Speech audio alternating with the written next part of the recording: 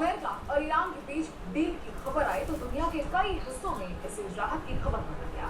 लोगों को लगा कि शायद अब मिडिल ईस्ट में चल रहा तनाव थोड़ा कम होगा। कई देशों ने इसे एक पॉजिटिव शुरुआत बताया, लेकिन जिस वक्त इस समझौते को लेकर चर्चा हो रही थी उसी वक्त कुछ ऐसा हुआ जिसने पूरे मामले को फिर से उलझा दिया। दक्षिण लेबनान में एक कार सड़क पर जा रही, सब कुछ नॉर्मल लग रहा था, लेकिन कुछ ही सेकंड बाद आसमान से एक ड्रोन आया और उस कार को निशाना बना लिया।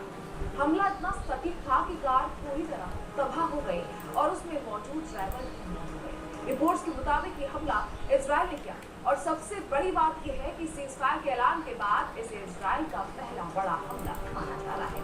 यहीं से सवाल शुरू होते हैं, क्योंकि कुछ वक्त पहले ही अमेरिकी राष्ट्रपति डोनाल्ड ट्रंप ने कहा था कि उनकी इजरायली प्रधानमंत्री बेंजामिन नेतन्याहू से बात हुई है।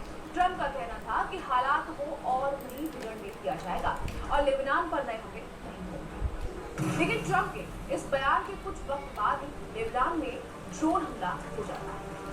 अब इस पूरे मामले में ईरान का गुस्सा समझना भी जरूरी है। ईरान काफी टाइम से कहता रहा है कि अगर क्षेत्र में शांति चाहिए तो लेबनान पर हमले रुकने नहीं। ईरानी विदेश मंत्रालय के प्रवक्ता इस्माइल बगाई ने भी साफ कहा कि लेबनान पर हमला न करना इस समझौते की अहम शर्तों में शामिल था। उनका कहना था कि ईरान ने अपनी तरफ से गंभीरता दिखाई है, लेकिन पूरी तरफ से समझौते का सम्मान नहीं किया जा रहा।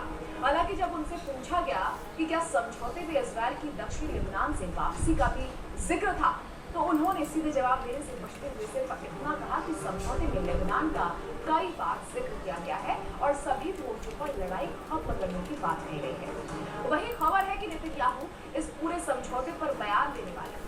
अमेरिका और ईरान के बीच बनी नई स्थिति पर उनका ये पहला बड़ा सार्वजनिक बयान होगा और अगर इजरायली मीडिया की रिपोर्ट्स पर भरोसा करें तो इजराइल इस डील से बहुत ज्यादा खुश नजर नहीं आ रहा। दरअसल इजराइल की सबसे बड़ी चिंता ईरान है। इजराइल का मानना है कि ईरान सिर्फ एक देश नहीं बल्कि पूरे इलाके में अपना प्रभाव बना चुका है। लेबनान में हिजबुल्लाह, गाजा में हमास और दूसरे कई समूहों को लेकर इजराइल लगातार ईरान पर आरोप लगाता रहा और इसीलिए जब भी अमेरिका और ईरान बातचीत की तरफ बढ़ते हैं इजराइल उनसे कन्फ्यूज रहा है।